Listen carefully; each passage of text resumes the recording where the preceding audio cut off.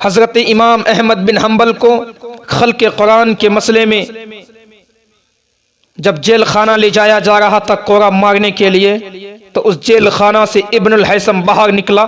रास्ते में वह इब्नुल हैसम जो उस वक्त अरब का बहुत बड़ा मशहूर और मारूफ डाकू था, वहां से वो कोरे खाकर आ रहा था। हज़रत इमाम अहमद बिन हम्बल से कहा, हुजूर आप यहाँ और इस वक्त जेल खाने में? कहा, मैं कुरान खल्क़े कुरान के मसले में आया हूँ। हज़रत इमाम अहमद बिन हम्बल कुरान को अल्लाह का कलाम मानते थे, कुरान को अल्लाह का मखलूक नहीं।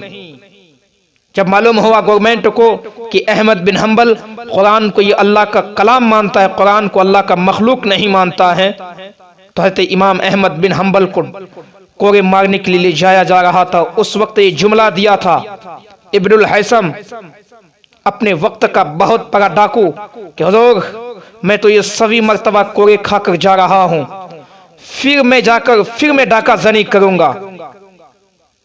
लेकिन हुजूर आप तो अल्लाह के नेक बंदे हैं, आप तो रहमान के बंदे हैं।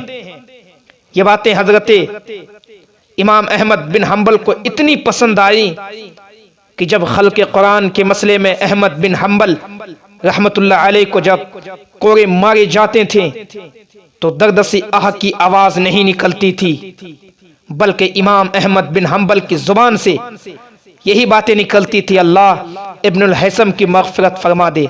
ये सब्र का सलीका मैंने उनसे सीखा है। मेरा अजीज मुसलमानों, हजरत इमाम अहमद बिन हम्बल को कोरे मारे जाते थे और गवर्नमेंट की तरफ से ये बात बारहा कही जाती थी, मैं तुमको कोरे मारना छोड़ दूंगा, तुम कुरान को अल्लाह का मखलूक मानो, कुरान को अल्लाह का कलाम मत मानो, ये अल्लाह का कलाम नहीं है। लेकिन अहमद बिन हम्बल रहमतुल्लाह अलैह ने फरमाया, नहीं, कुरान ये अल्लाह का कलाम था, कुरान अल्लाह का कलाम है, कुरान अल्लाह का कलाम रहेगा।